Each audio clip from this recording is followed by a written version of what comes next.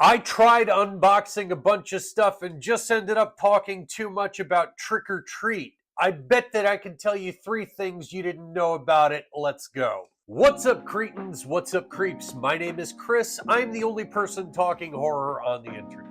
So if you've not heard, Synapse did the assumed impossible and they got 1986's Trick or Treat in a gorgeous box set. This has no affiliation with Mike Dougherty's Trick or Treat from 2008. Other than that, I've always assumed that movie is called Trick or Treat as opposed to Trick or Treat because this movie exists. So this was released at the height of hair metal. It's about a bullied teenager named Eddie who goes by Ragman that's way into metal god Sammy Kerr. So Sammy Kerr dies, and that's not a spoiler, it happens like 5 minutes into the movie. The kid seeks solace from a local radio DJ played by Gene Simmons, who is absolutely channeling Wolfman Jack in his performance. Somehow has the only copy of an unreleased Sammy Kerr album, and he gives it to Ragman/Eddie. In the most 1980s satanic panic way possible, Eddie plays it backwards and summons Sammy Kerr. I'm not going to give too much away, but the movie's fucking nuts. There's a fair amount of pandering to the metal youth of those days. Ozzy plays a priest that talks about the dangers of metal. And there's parts that are absolutely, I'll show you all, you'll all see! Fuck you, world! Wish I wasn't so misunderstood.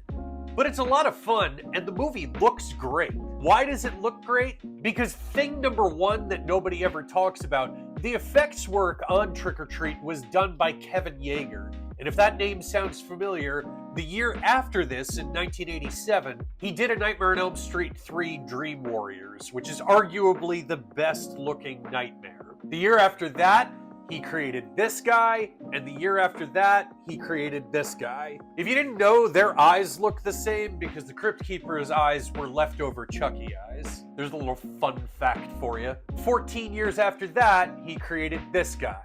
Can't win them all. But the fun fact beyond this is that in the movie, there's another band that's called The Kickers, and Yeager himself plays the lead singer of The Kickers. Anyway, the reason that this was such an impossible movie to get is because the soundtrack was completely done by a metal supergroup that was called Fastway that featured members of Motorhead and UFO and such. Fastway retained the rights to the music, which is why until now, there has only been this shitty gas station bargain bin release of Trick or Treat.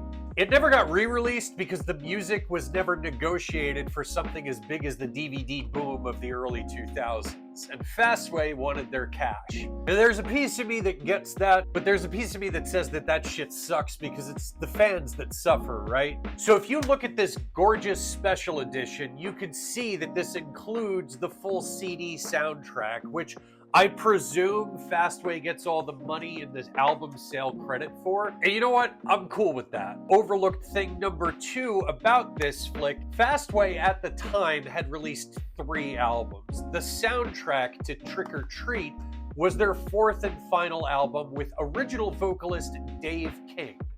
Dave King left the band after this movie flopped and eventually resurfaced as lead singer of Celtic punk band Flogging Molly. That's right, the lead singer of Flogging Molly is the singing voice of Sammy Kerr. This was limited to 6,666 pieces, and they charged $66.66 for it. Cute.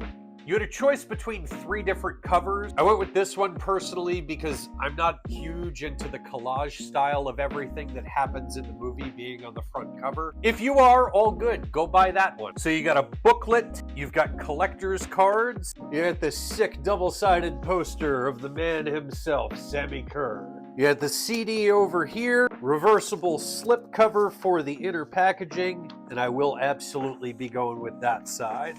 As for bonus features, they really packed this release. You've got audio commentary, you've got interviews, you've got music videos, you've got trailers, TV spots, radio ads. You've got a tribute to Tony Fields, who is the actor who plays Sammy Kerr in the movie. There's a video on filming locations. This honestly feels like they knew the issues of the past, and with that in mind, they did everything that they possibly could for this release because they didn't know if they would get to do it again or how long it would be available. Let's see how this stacks up against the DVD bonus features. You ready to get triggered? DVD special features. Digitally mastered. Interactive menus. Full screen version.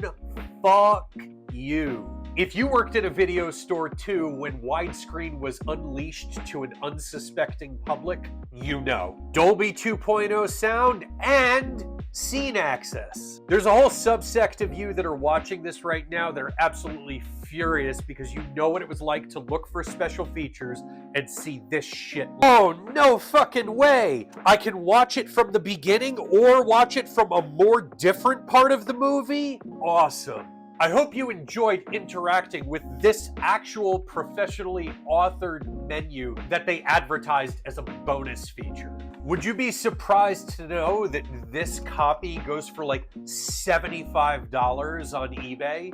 Probably not anymore, but anyway, thing that I am most interested in with this release is watching the making of documentary, which features basically everybody that's involved in the movie, including Gene Simmons and Glenn Morgan. Who's Glenn Morgan?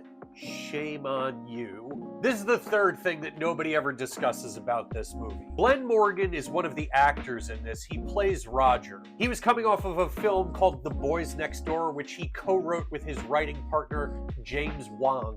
Not Wan, Wonga. Morgan ended up serving double duty on Trick or Treat, doing uncredited rewrites on this, I presume because dude was like 22 or 23 at the time, and they wanted an element of authenticity in the younger voices dialogue. His humor does come through in this, though. The vacuuming scene, which I'm not going to spoil for you, is one of the funniest fucking things I've ever seen in a horror movie. From here, he worked in television, most notably on The X-Files, before returning to film in the year 2000 as a co-writer of Final Destination. He then wrote and directed Willard, co-wrote and directed the second unit of Final Destination 3, and wrote and directed Black Christmas 2006. Look at that 6-year streak.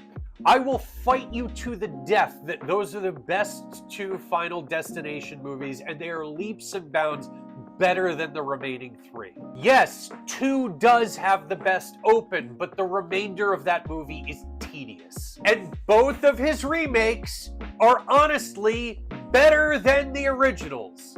I can't wait to see how many of you swipe out at that timestamp. If you're not at least going to give me that, at least give me that the dude is severely underrated and should be better known given his contributions to the genre. Is that fair? Okay. This movie is his only acting credit, and I am fine with that, but please, dude, it's been 18 years. Please, write and direct something. The world is a different place. People are less resistant to remakes. We now call them reboots or legacy sequels or more faithful adaptations or what the fuck ever now. Doberman has done like $2 fucking billion at box office, and I don't even know if that dude can read. Certainly can't write. David Gordon Green's 4 horror movies have done $635 million combined, and we all knew that we'd hate at least 2 of them, and both of them grossed over $100 million at box office. Anyway, Trick or Treat may still be available for purchase in the right places, if not a less special edition should be coming out next year. If you're not a physical media person, you can and should stream it on Local Now or with your Screambox subscription. I really hope that you do check it out. Sammy Kerr forever. That's gonna do it for today, creeps. Do all these things. Let me know if you're a fan of Trick or Treat, or just voice your support for Glenn Morgan getting back out there right over here. And as always, this is all just a matter of opinion. See it yourself, make your own decisions, remain critical, support horror.